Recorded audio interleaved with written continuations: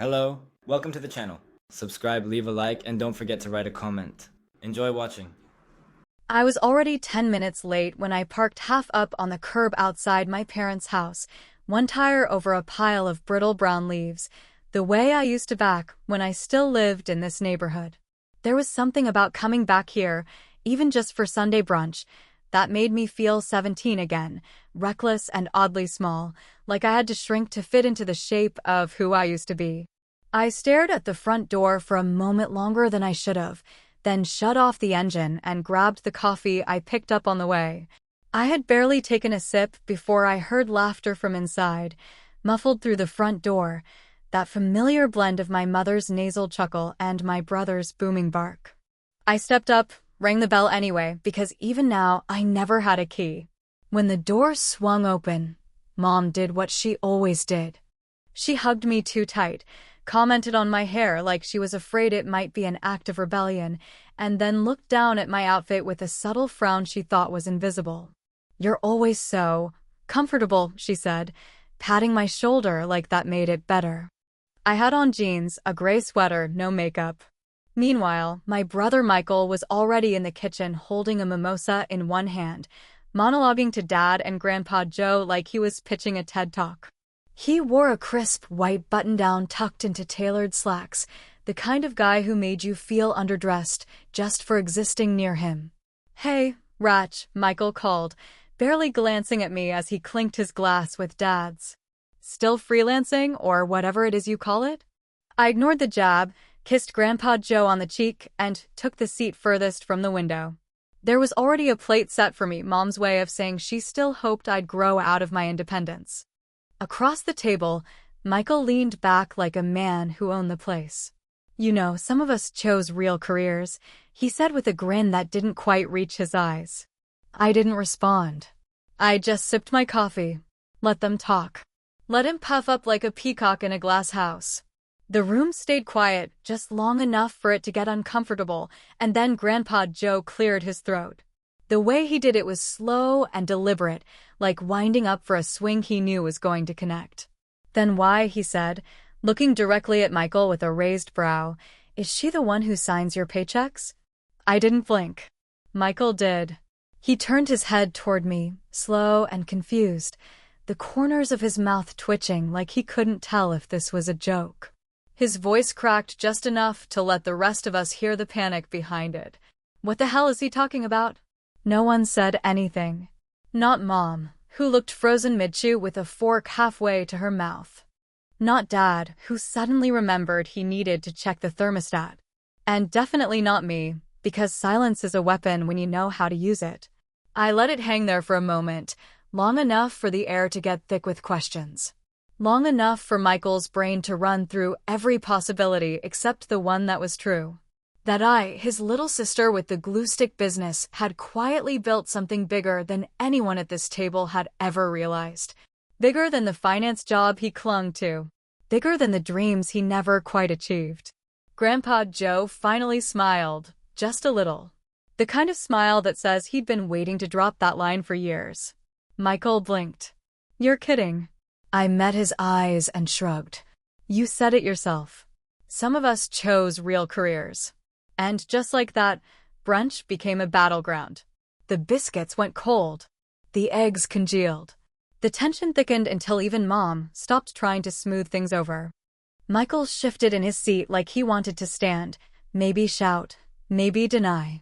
But he didn't. Because somewhere deep in that overconfident skull of his, a part of him knew there were things I hadn't told him. Knew there were calls I took in silence and deals I closed behind closed doors. And now those chickens were walking right up the driveway, past the ceramic lawn gnome, ready to roost. The truth is, I never wanted this moment to come during brunch. I imagined it differently, cleaner, maybe more private. But Grandpa Joe had a way of peeling the truth out like a splinter, slow and purposeful. He never liked Michael's bravado, never liked the way I was treated like a side note in my own story. So maybe this was his version of justice. I could have softened the blow. I could have laughed and brushed it off and changed the subject. But that would have meant going back to pretending, to shrinking, to letting Michael bask in a spotlight he didn't earn. So instead, I took another slow sip of coffee and let the silence say everything. Outside, a bird hit the window with a soft thud and flapped away. Inside, everything had already shattered. 10 years ago, I was 24 years old, newly dropped out of design school and freshly rejected by a dozen mid-tier job interviews that had all ended the same way, with a handshake, a forced smile, and some version of "you're very creative, but we're looking for someone more experienced." I wasn't angry, not exactly. More like quietly humiliated, tired of feeling like the punchline in my own life. Michael, meanwhile, had just graduated from Princeton, full ride, with a degree in economics and an ego so large he needed 2 suitcases to carry it home. At the graduation party my parents threw in his honor, they used the fancy white tablecloths and real wine glasses, while my art school acceptance had been celebrated with takeout and a reminder not to rack up too much debt. From the moment we were kids, he was the crown prince and I was the backup singer. He got the bedroom with the big window, the new car when he turned 16, the family savings for tuition. I got hand-me-downs and a healthy dose of being told I was quirky. At first, I didn't mind. I loved art, loved building things with my hands, even if nobody saw value in it. But over time, being constantly underestimated stopped being a badge of honor and started to feel more like a chain. It started small, my little handmade packaging designs that I sold on Etsy, drawn late at night from the same bedroom where I used to doodle on the wallpaper. My first sale came in the middle of dinner. I didn't say anything, just excused myself and grinned at the kitchen wall for a full minute. Within 6 months, I was getting 5 orders a day, then 10, then more than I could handle alone. I hired a friend from art school, then another. Rented a studio space with a leaky roof. Learned how to file for an LLC with nothing but Google and panic. I called it Quiet Design Company because I wanted the work to speak louder than my name ever could. While I was knee-deep in cardboard samples and hand lettering, Michael had taken a high-paying analyst job at a firm in Manhattan. He posted photos of his building's skyline view on Facebook and talked about market trends at family dinners like he invented them. But I knew something he didn't. He wasn't nearly as good at playing the game as he thought. His boss didn't respect him. His team quietly despised him. He moved jobs 3 times in 2 years, each time blaming the company culture. And yet, my parents kept saying, "Michael's just figuring it out," while telling me to have a backup plan just in case. The funny thing is, my backup plan turned out to be a buyout offer from a West Coast tech company that wanted my branding strategies so badly they flew across the country to pitch me over breakfast. I said no the first time, but the second time they came with equity and a promise I'd retain creative control. That deal changed everything. It put me in rooms with venture capitalists and corporate sharks, and I learned to swim fast or drown quietly. Within a year, we'd absorbed a series of smaller companies, including, in a twist of pure irony, a consulting firm on the brink of bankruptcy that Michael had just joined. He didn't even notice the name on the acquisition papers. Quiet Design Company was one of 5 subsidiaries by then, buried under layers of branding and mergers. He thought he'd been saved by the new owners. They offered him a title, senior analyst, and a decent paycheck. He even called me to brag about the new role, not realizing he was essentially bragging to the woman who now had final sign-off on his quarterly reviews. And here's the best part. He got that promotion after failing 3 internal projects in a row.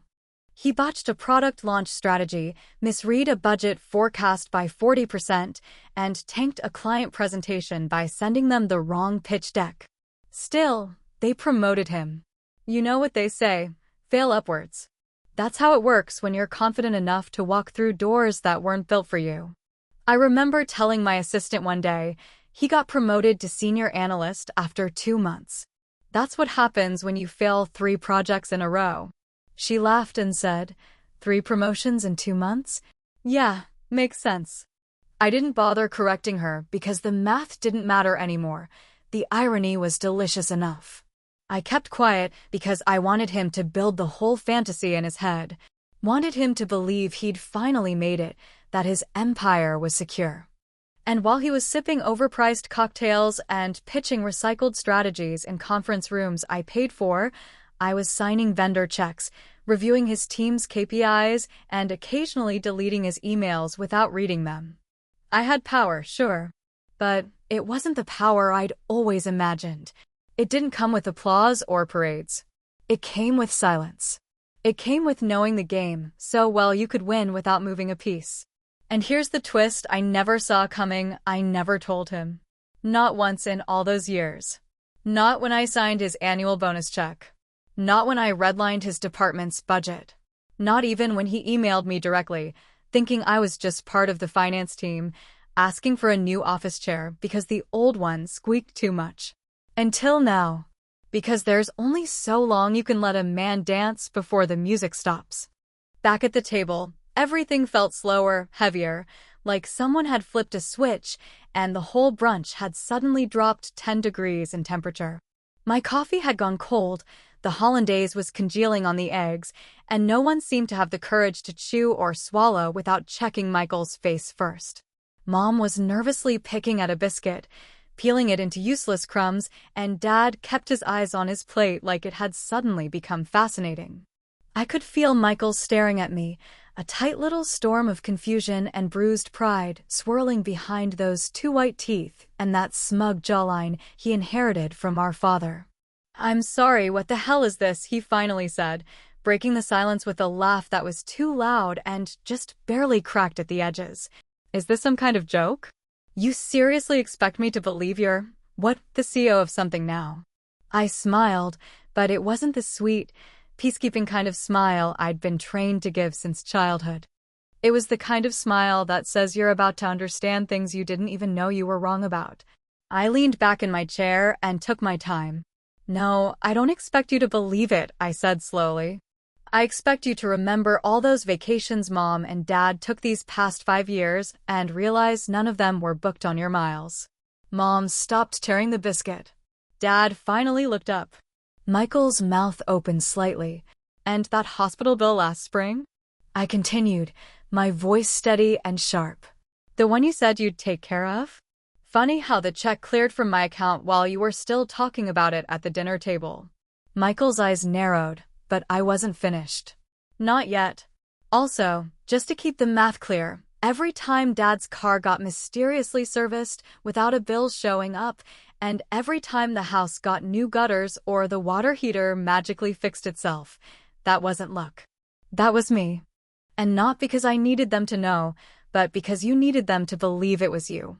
Across the table, Grandpa Joe was watching me the way a man watches a bonfire he helped start but didn't need to control. There was a look in his eyes that said he knew. He'd known for a long time. Not because I told him, but because he was the only one in this family who ever noticed what people did instead of what they said. Michael pushed his chair back slightly, his voice rising now, all tight chest and sharp elbows. "You think you're better than me now? Is that it?" I didn't raise my voice. I didn't flinch.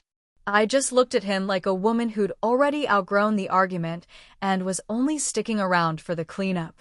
"No," I said. "I just stopped trying to be smaller than you." He blinked. And there was that flicker. That tiny ripple across the surface of his composure that told me something inside had cracked just enough to let the truth crawl in. I thought about stopping.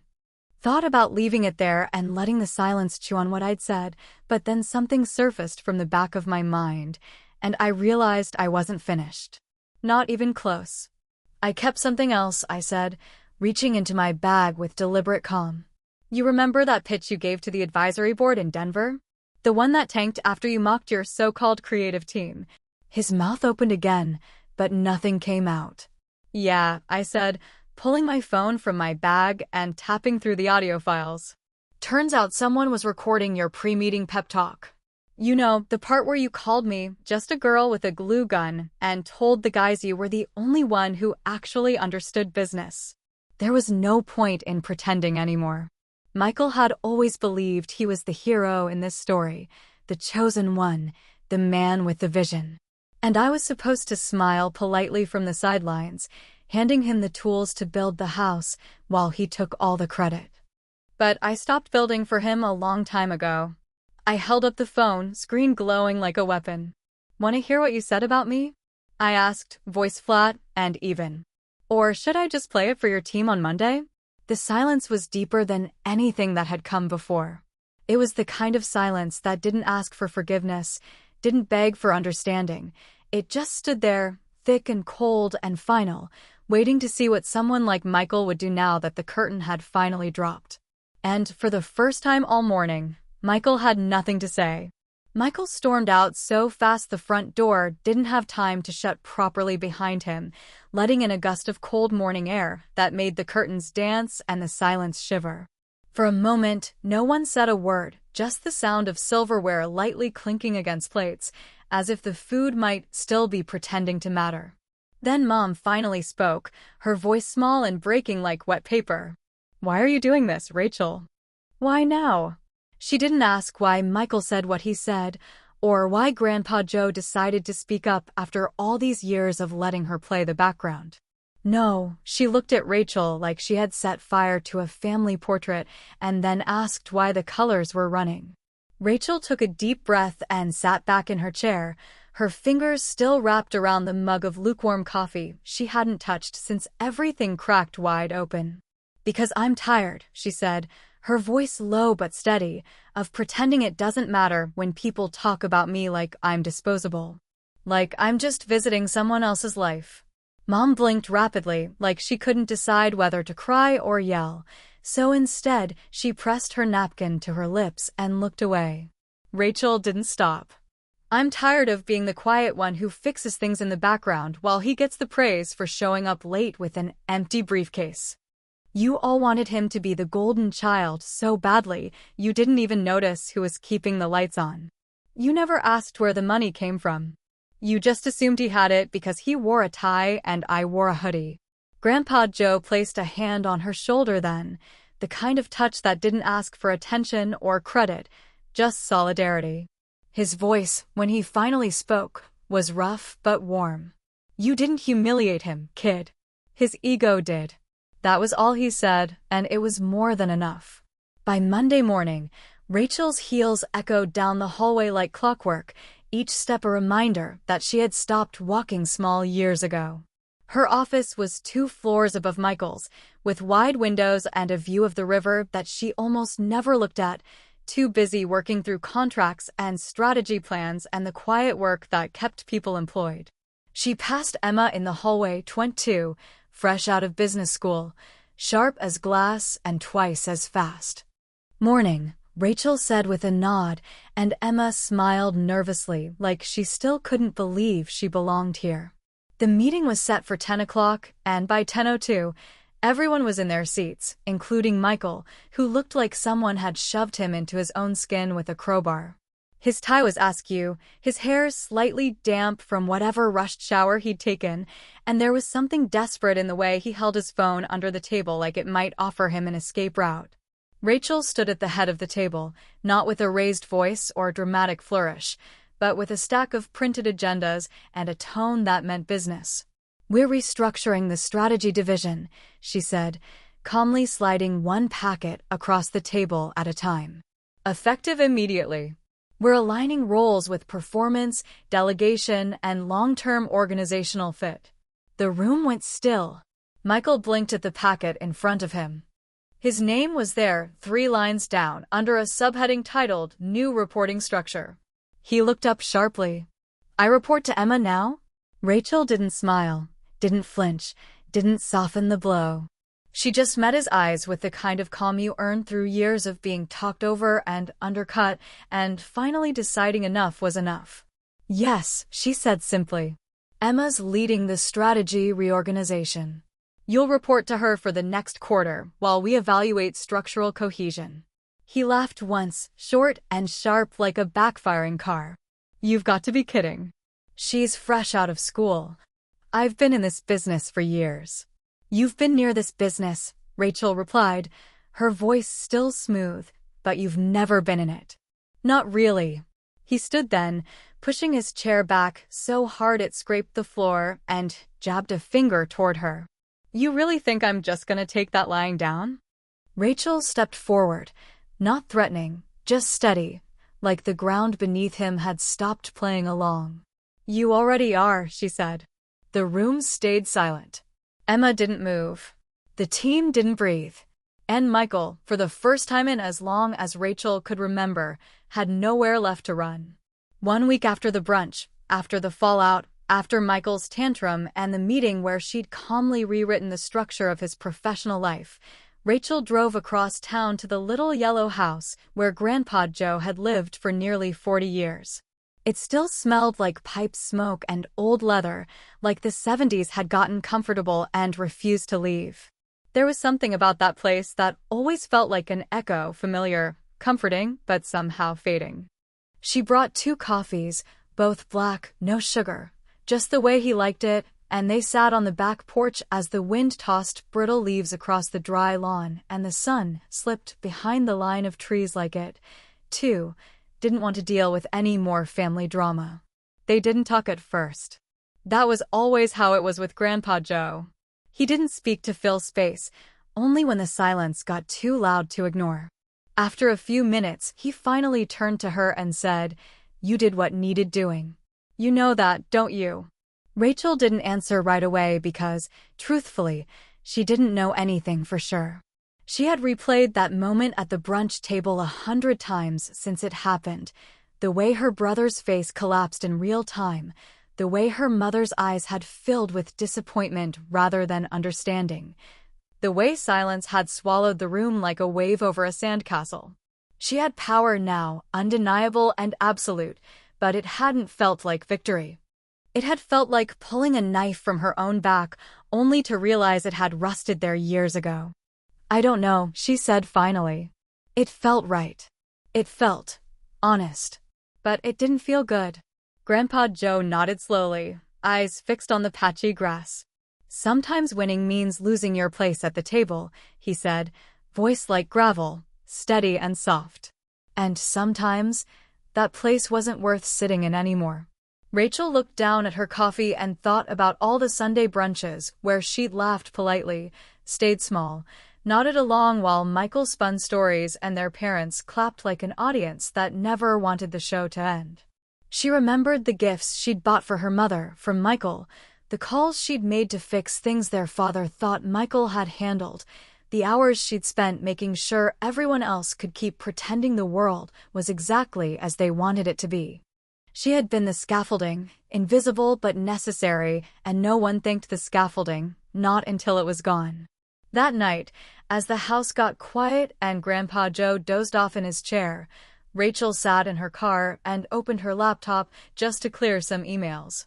She hadn't intended to read the one from Michael, but there it was, subject line blank, message body even more bare. Just one line, "You win. But you'll always be alone." She stared at it for a long time, letting the words sink in like slow poison. It wasn't a plea, or an apology, or even a threat. It was a wound disguised as wisdom, one last shot from a man who'd lost his mask and didn't know what else to throw. She closed the laptop without replying, placed it on the passenger seat, and leaned back against the headrest with her eyes closed. He was wrong. She wasn't alone. She had people around her, real ones, earned ones. What she didn't have anymore was the hunger for their approval. And maybe that looked like loneliness from the outside, but on the inside, it felt like breathing fresh air for the first time after living underground.